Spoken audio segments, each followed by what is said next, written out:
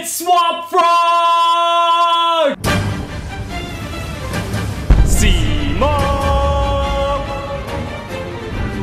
What's going on, guys? It's Cimo. Now, I was going to be bringing you a video today about preparing for YCS Anaheim, but we have a lot more important matters to discuss because OTS 3 got leaked today. For the most part, I think we're missing like 1 or 2 cards, but the leak is fucking awesome, so I just had to talk about it. The most important thing is that we're finally getting not just a Super Swap Frog, but an ultimate rare Swap Frog. That is just fucking amazing. Our cries and prayers for Konami have finally been answered, and we're going to be getting an ultimate rare Swap Frog. So that's just one of the 3 ultimate rares that are going to be in the set. The other 2 are Speedroid Terror Top and Super Mecha Gram Pulse, whatever the Mecha Quantal Beast, I think the prefacing name is, I don't know, but it's Gram Pulse, whatever it is. So I want to share my thoughts kind of on the set as a whole and pretty much just go down the list to see what the good cards are, what I think could have been better, things like that. So to start off with Ulti Swap Frog, obviously you guys see my excitement, and a lot of people are excited for this as well.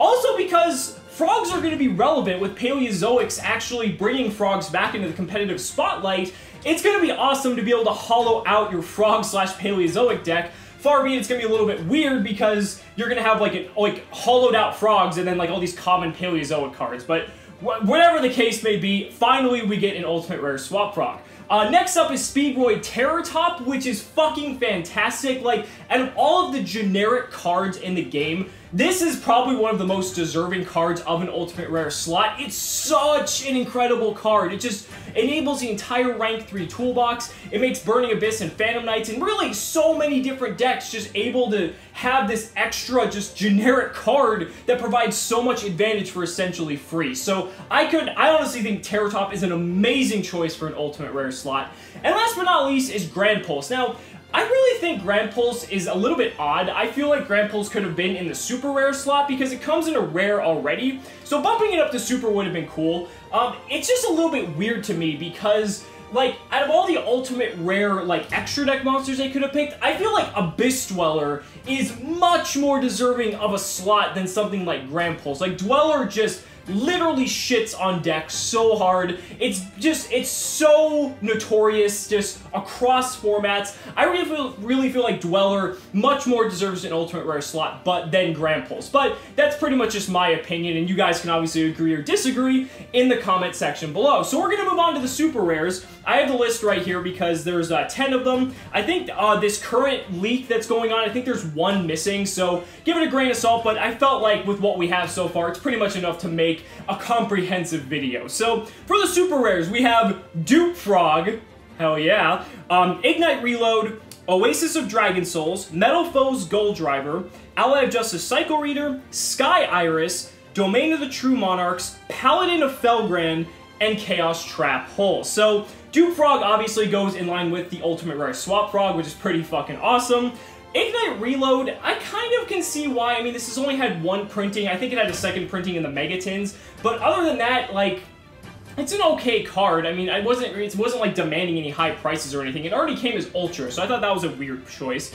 I really like Oasis of Dragon Souls because it's only come in rare and common, and the card is just a really good card all around. It's just a good generic trap that kind of falls in line with Call of the Hunted. You see decks like Cosmos, Satellar, Artifact, anything like that playing the card, so I definitely think it was a really good choice. Then we have Metal Foes Gold Driver, which is really cool that they're finally going to be hollowing out the Metal Foes because Metal Foes is going to be around for a while, so it's pretty cool they're giving that deck a little bit of love since the main monsters are commons and rares, so nice to give them a little bit of bling. Ally of Justice Cycle Reader is an interesting one, mainly because it already comes in super rare and dual terminal rare, so I feel like this could have gone in the common slot because it already has a super rare printing. They've done this before where they've already given, like, cards in the past that have already had super rare or even ultimate rare printings, another printing in that same rarity. So I feel like they could have dropped this down to the common slot and made it a lot more accessible for people to get because Cycle Reader is now a fairly expensive card. Sky Iris, I've actually called in the past that I felt like it deserves to be super because the card is just phenomenal for Pendulum decks. Does so much, and it really deserves to be a super. Like, the card is just phenomenal.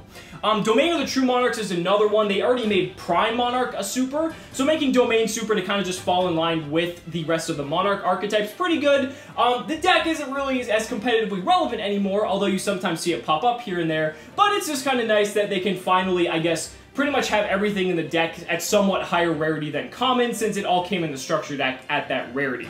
Paladin of Felgrand, like, who fucking cares? And then Chaos Trap Hole. I was calling for Chaos Trap Hole, like, back since, like, OTS Pack 1, I think. Like, this card definitely deserves a super rare reprint, because the card is so good. It's even good now. Like, ABC is all light. Like, you can Chaos Trap Hole a Dragon Buster, and that would really fucking suck for your opponent. So, the card is definitely still competitively relevant, and I definitely think it's well-deserved in a super slot. So moving on to the commons. The commons, we have Beast of the Pharaoh, Black Dragon's Chick, Darkstorm Dragon, Hecatrice, DD Crow, Unizombie, Knight End Sorcerer, Fusionist, Cypher Soldier, Doom Shaman, Enchanting Mermaid, Slime Toad, and Rare Fish. So the commons are always kind of a really weird slot because we get like some random cards that really don't matter a whole lot. We get some really good common cards, and then like that's really all it is. There's never really like an in-between. So to start off, a lot of the cards that are reprinted in here are name changes and such, like Kinetic Soldier now going to Cypher Soldier because it's a Cypher card, Black Dragon's Chick from Red Eyes Be Chick, so some name changes that definitely need to be made, so they're just kind of updating the text, so that's all well and good. DD Crow's a really good reprint. I know there's a lot of like printings of DD Crow, but just making it a common, especially in a format that it's very relevant in, I think was a really good call. Unizombie, I feel like should have been a super. Like, the card already comes in common, so in my opinion, they should have swapped Unizombie and Ally of Justice Cycle Reader in the rarity slots, just to give Unizombie a little bit of bling, and give some zombie players some love. I'm looking at you, Will.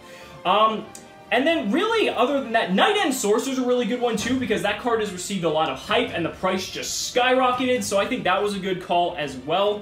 And really, other than that, the only other really noteworthy card in the common slot is Rare Fish. Now, for those of you who don't know what Rare Fish is, it's one of those OCG import cards that we never got from, like, way back in the day. It's a level 4 water fusion monster, and the only significance this card has, if you don't already know, is that it's an instant fusion target, which helps make you go into Bahamut Shark 50 times easier if you're playing any sort of variant that uses Bahamut Shark for Totally Awesome. So you now have another instant fusion target that isn't Norden, so if you already have a water monster on the field that you can overlay with another level 4, you can instant fusion out Rare Fish, make your Bahamut Shark, do your Totally Awesome play, and then you're all set to go. But that's just my opinion on the set as a whole. Let me know down in the comments what you guys think about the set, what cards you really are excited for, and what cards you would have liked to see that they didn't put in this set. So be sure to let me know. Be sure to like the video if you haven't already, subscribe to the channel for more awesome and enthusiastic Yu-Gi-Oh content,